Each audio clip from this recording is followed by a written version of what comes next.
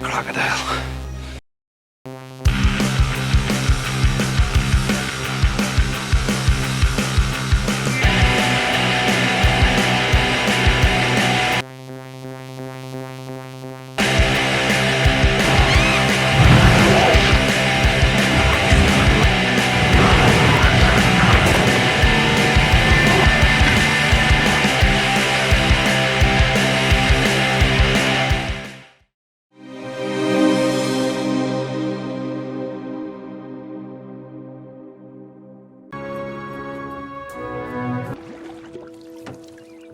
Bersetting di tengah danau bernama Placid atau Lake Placid, seorang pria yang kita panggil aja Gogon lagi bersiap nyelam ditemani seorang sheriff lokal bernama Hank. Tujuan Gogon adalah buat ambil transmitter yang dia pasang di sarang berang-berang. Selesai bersiap, dia mulai nyelam dengan si sheriff yang menunggu di perahu. Gogon terus berenang, dan berenang hingga mencapai sarang yang dituju. Tiba di sana, transmitternya udah nggak ada. Tiba-tiba dia merasa ada makhluk lain di sekitarnya. Waktu dia cek,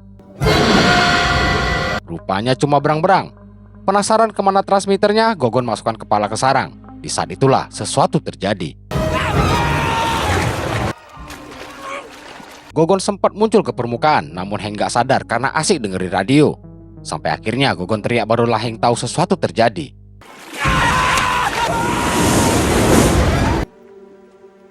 Di kejauhan, tabung oksigen Gogon mengambang dan gak lama kemudian Gogon muncul. Hank berusaha tarik dia ke kapal dan usahanya berhasil. Tapi sayangnya,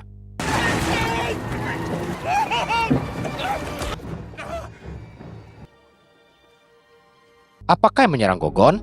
Marilah kita semua pura-pura bodoh dulu.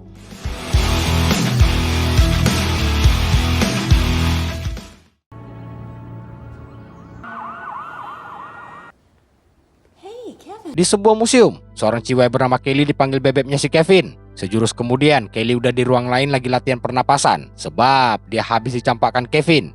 Dan ciwai yang baru masuk bernama Mira itulah orang ketiga di hubungan mereka. Berhubung mereka nggak penting, jadi kita balik ke Hank yang lagi sama bos si Gogon bernama Jack. Kedatangan Jack buat cari tahu apa yang sebenarnya menyerang Gogon. Namun semua masih tanda tanya. Balik ke museum, Kelly didatangi si mantan buat dikasih tahu kasus kematian Gogon. Sebab ditemukan pecahan gigi yang diduga milik hewan prasejarah. Sebagai seorang paleontologis, Kevin berniat mengirim Kelly ke sana. Kelly sempat menolak karena menilai dirinya bukan orang lapangan.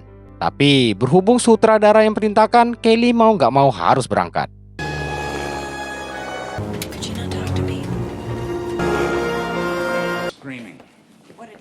Setibanya di sana, Hank ajak dia buat lihat pecahan gigi di rumah sakit. Setelah dilihat sekilas, Kelly pastikan itu gigi milik hewan reptil. Setelah itu dia sok-sokan mau lihat jasad si Gogon. Begitu dibuka, Kelly auto trauma makan daging lagi. Kemudian dia minta Hank bawa dia ke Lake Placid. Selesai persiapkan peralatan, Jack datangi Hank dan Kelly. Jack larang Kelly buat ikut karena dianggap gak ada urusannya sama museum. Tapi sekali lagi, Kelly harus ikut atas perintah sutradara. Gak pakai lama, mereka bertiga udah berada di danau dengan perahu patroli. Tujuan mereka adalah rumah seorang nenek bernama Bickerman. Dalam catatan sheriff, gak pernah ada laporan kematian sang suami. Hank duga si suami juga korban makhluk di danau. Gak taunya, nenek Bickerman bilang dia yang bunuh suaminya. Karena si suami sakit keras dan minta istrinya bunuh dia. Benarkah demikian? Nanti juga kejawab. Di tengah danau, waktu lagi pada perang bacot, si Hank lihat sesuatu mengambang di danau. Mereka dekati buat periksa dan ternyata itu adalah kepala rusa. Lihat itu, Jack seketika butuh tambahan sheriff. Di area mereka akan berkemah, sebuah helikopter muncul yang berisikan seorang miliarder penggemar buaya. Pria tersebut bernama Hector yang pikir kasus kematian Gogon berhubungan dengan buaya. Baru juga datang, Hector udah sok merintah dengan alasan buat bantu mereka nemuin tuh buaya. Padahal belum diketahui hewan apa yang membunuh Gogon. Yang penting yakin aja dulu.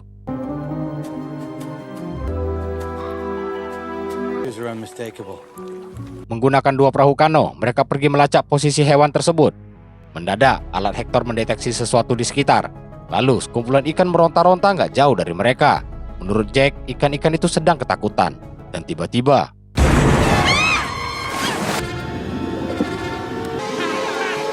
tidak terjadi apa-apa. Sampai area perkemahan, seorang sheriff bernama Sharon panggil Hank buat ditunjukkan sesuatu. Rupanya terdapat sebuah jempol kaki orang dewasa yang udah membusuk di sana. Setelah lihat ikan serta sisa jempol itu, Hector makin yakin semua adalah ulah buaya.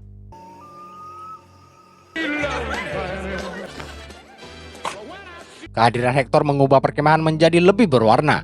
Selain membayar 2 sheriff buat gali lubang, tenda milik Hector juga beralih fungsi jadi pub. Sayangnya, suasana meriah itu dirusak oleh si gak asik bernama Hank dengan mengusir serta membubarkan pesta. Di sisi lain, Kelly datangi Jack yang lagi asik nulis puisi. Di momen ini, Jack tanya alasan Kelly ngotot mau ikut padahal tugasnya cuma buat periksa pecahan gigi. Kelly bilang karena dia mau tenangkan diri setelah diduakan. Alasan kampret macam apa itu? Gokilnya lagi, Jack kemakan sama alasan begituan. Emang buaya darat itu selalu muncul di film genre ginian.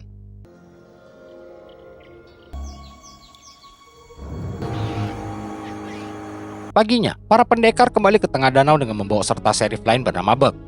Sampai di tujuan, Hector dan Jack berniat nyelam untuk tujuan yang gak jelas sebenarnya. Setelah diberi ucapan penambah semangat tempur dari Kelly, Jack pun masuk ke danau diikuti Hector. Kemudian Kelly masukkan alat sonar suara ke dalam danau. Di dalam danau, Jack dan Hector nemuin bangkai seekor sapi dewasa. Mereka lanjutkan berenang hingga Hector nggak sengaja lihat ekor buaya.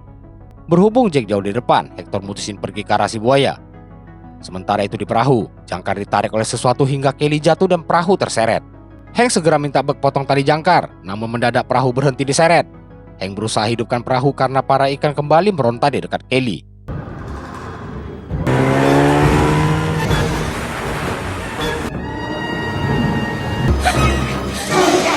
Ternyata itu buaya darat yang naik duluan karena terpisah dari Hector. Lihat gelembung di kejauhan, mereka dekati karena pikir itu Hector. Rupanya itu memang Hector. Amanlah mereka semua yang lalu bersiap balik. Maaf, tidak semua, karena Buck kehilangan kepala. Akibat kejadian tadi, Kelly mengalami trauma. Untung ada buaya darat yang setia menemaninya. Di saat bersamaan, Hector juga mengucapkan bela sungkawa pada Hank yang kehilangan anggotanya. Selanjutnya, mereka ngobrol hal super nggak penting demi manjangin durasi film. Konklusi akhir dari obrolan mereka adalah Hank yang kena jebakan Batman buatan Hector. Apa sih? Setelah diturunin, Hank yang kesal kena jebakan Hector langsung kejar buat balas dendam. Tiba-tiba muncul seekor beruang besar dari belakang mereka. Untung mereka masih bisa menghindar. Di momen inilah sesuatu yang lebih mengerikan dari si beruang muncul.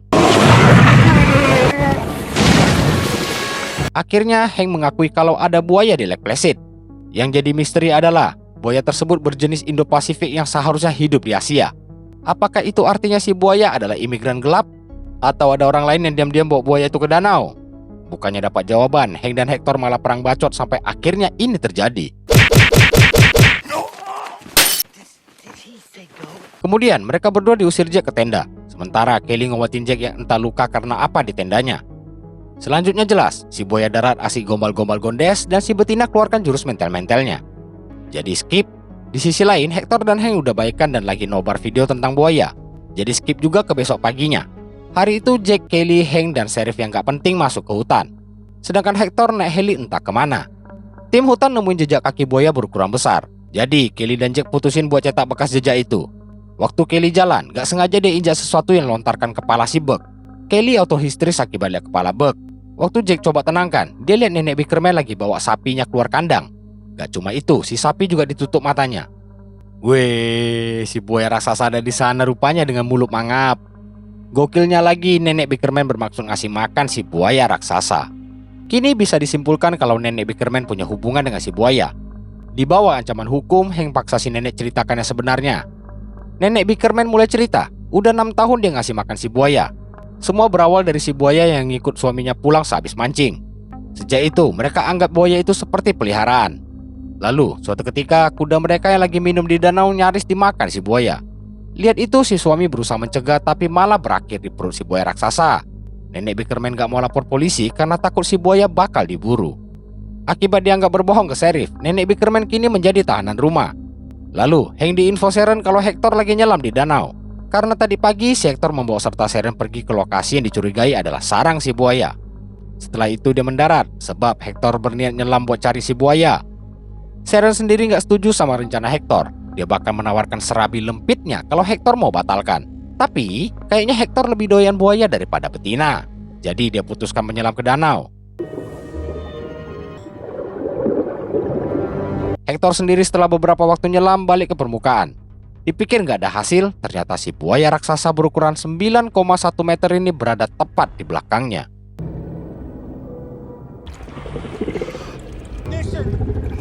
Hector yang ngerti buaya bergerak sangat pelan seraya minta Seren nyalakan helikopter. Seren yang mau nembak juga dilarangnya karena nggak bakal mempan. Sehingga hal inilah yang terjadi.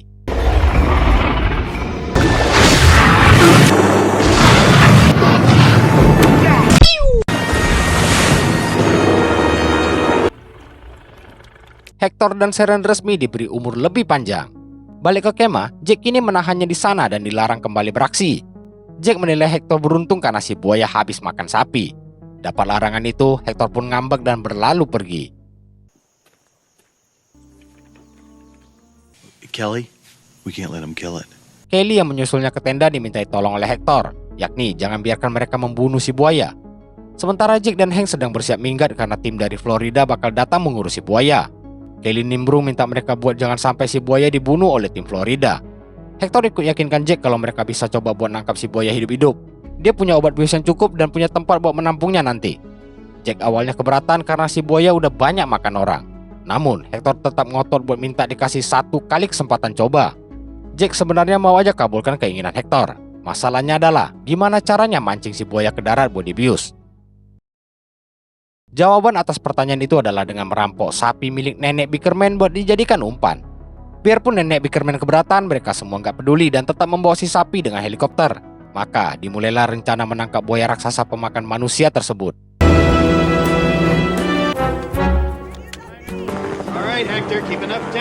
Di suatu lokasi tepi danau, mereka bersiap menyambut si buaya.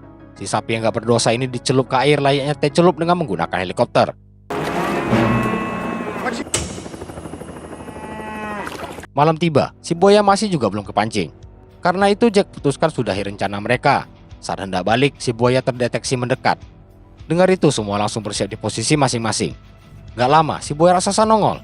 Perlahan Hector mengarahkan buaya ke tim Jack agar bisa dibius. Akibat si sapi yang pecicilan, Hector terpaksa menjatuhkannya ke danau. Namun heli yang gak seimbang ikutan jatuh.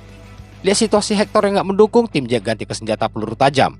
Lalu Hector keluar dari heli tanpa tahu ada di mana si buaya. Gak taunya si buaya nongol sesuka jidatnya.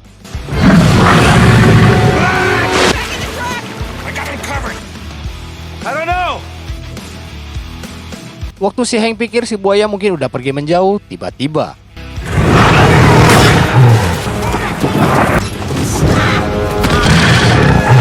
Kelly yang jatuh menarik perhatian si buaya. Untung ada si buaya darat yang mengalihkan perhatiannya. Tapi kibasan ekor berhasil menghantam Kelly ke danau. Buaya yang ditembak pun cuma merasa geli-geli. Terpaksa Kelly berenang ke tempat Hector waktu si buaya balik ke arahnya. Waktu berusaha mencapai heli, entah kenapa Hector malah suruh Kelly nyelam. Tapi berkat itu Kelly berhasil mengelabui si buaya. Sialnya waktu mau naik kakinya tersangkut akar. Udah gitu si buaya pakai acara balik lagi ke arah Kelly.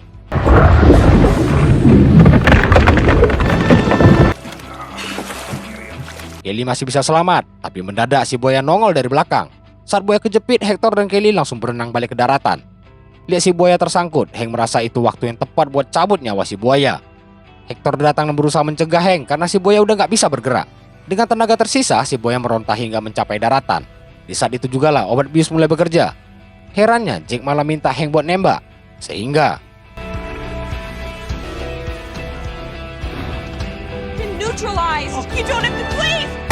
cuma dibius kok. Nggak taunya Hector diserang buaya lain yang mungkin keponakan si buaya raksasa. Dengan senapan ultimate-nya, Jack berhasil memfatality si ponakan buaya raksasa. Dan akhirnya si buaya berhasil diamankan tepat saat tim Florida datang. By the way, si sapi teh celup tadi juga selamat, begitupun para pendekar pemburu buaya raksasa. Hector yang luka bakal dibawa ke rumah sakit dengan ditemani Hank. Sementara itu, Kelly yang selamat dari buaya danau malah jatuh ke tangan buaya darat.